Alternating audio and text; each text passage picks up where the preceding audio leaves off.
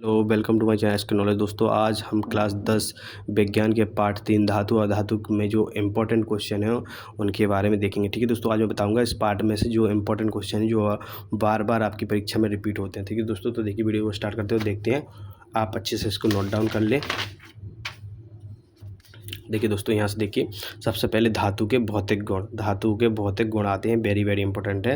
धातु के भौतिक गुण क्या होते हैं? धातु और धातु दोनों के आपको भौतिक गुणों के बारे में पढ़ के जाना है। तो इस तरह से देख लीजिए, धातु के और या धातु के दोनों के भौतिक गुण या गुणधर्म के बारे में आपको पढ़ के जाना है। इसके बाद देखते दोस्तों, इनके दोनों में अंतर, दोनों दोस्तों में धातु के अंतर पूछे तो ये देख गुणात्मक अंतर, जो गुणात्मक यानी ये गुण दिए इनके, गुण के आधार पर इनमें अंतर दिया है दोस्तों, तो ये इंपॉर्टेंट है। इसके बाद देखिए धातु और धातु के रासायनिक गुण, इनको भी पढ़ लेना दोस्तों। भौतिक और रासायनिक जी थे, भौतिक और रासायनिक दो धातुओं के गुण कर लेना याद। इसके बाद दोनों में अंतर याद कर लेना दोस्तों। इसके बाद दोस्तों यहाँ से देखिए, ये दोनों क्वेश्चन मैंने आपको बता दिए। इसके बाद यहाँ पर आ जाइए दोस्तों, तो आपसे एक यहाँ पर एक क्वेश्चन आता है जो काफ़ी बार इंपॉर्टेंट क्वेश्चन था, तो पूछा था अधातुओं के उपयोग। अधातुओं के उपयोग भी आपको दोस्तों याद कर लेना है। एक क्वेश्चन आया नहीं है बट आने की संभावना इसकी। ठीक है दोस्तों, अब किसके बाद एक वेरी वेरी इंपॉर्टेंट क्वेश्चन है दोस्तों, ये वाला इंपॉर्टेंट क्वेश्चन है। सोडियम को केरोसिन के तेल में या मिट्टी के तेल, केरोसिन यानी मिट्टी का तेल होता है, तो दोस्तों इसको क्यों रखा जाता है? और उभयधर्मी उभयधर्मी ऑक्साइड क्या होते हैं? ये इंपॉर्टेंट क्वेश्चन है दोस्तों, जी इसको याद कर लेना अच्छी तरह से। इसका जो समीकरण है ये भी याद कर लेना। उसके बाद ये सबसे ज़्यादा इंपॉर्टेंट क्वेश्चन है दोस्तों, इसको तो आपको छोड़ना ही नहीं है। वेरी वेरी इंपॉर्टेंट, सबसे ज़्यादा इंपॉर्टेंट इस पार्ट में से सोडियम को केरोसिन के तेल में क्यों रखा जाता है, ये वेरी वेरी इंपॉर्टेंट क्वेश्चन है। इसके साथ ही दोस्तों आता है आयनिक के गलनांक और कथनांक उच्च क्यों होते हैं? ये क्वेश्चन पूछा जाता है, जो आयनिक होते हैं इनकी गलनांक और कथनांक उच्च क्यों होते हैं?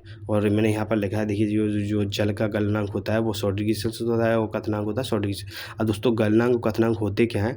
तो गलनांक वह ताप होता है जिस पर कोई भी पदार्थ पिघल जाता है, उसे बोलते हैं गलनांक। जैसे पानी 0 डिग्री सेल्सियस पर ही पिघल जाता है। बर्फ़ जम जाती है और पानी जब पिघलता है, बर्फ़ से पानी बनता है तो 0 डिग्री सेल्सियस तापमान रहता है, इसलिए हम कह सकते हैं कि पानी का गलनांक कितना है, 0 डिग्री सेल्सियस।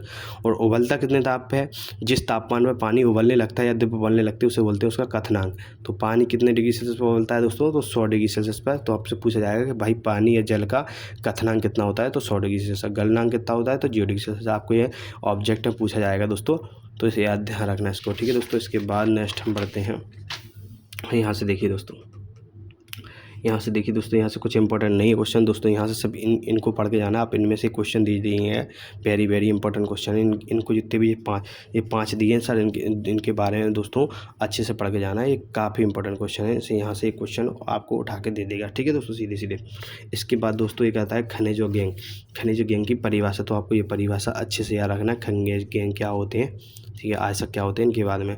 इसके बाद जी अंतर इतना इंपॉर्टेंट है नहीं दोस्तों, तो इसको आपको ध्यान बोल रखना नहीं है, आपको बस इनको याद रख लेना है।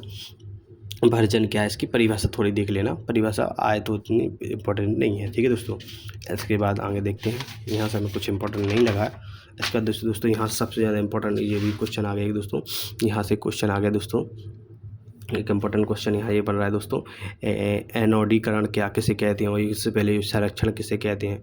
ठीक है, और संरक्षण नीचे दोस्तों यह है, या यशदालेपन किसे कहते हैं? वेरी वेरी इंपॉर्टेंट है दोस्तों ये, इसे बोलते हैं गैल्वेनीकरण। गैल्वेनीकरण ये इंपॉर्टेंट दोस्तों।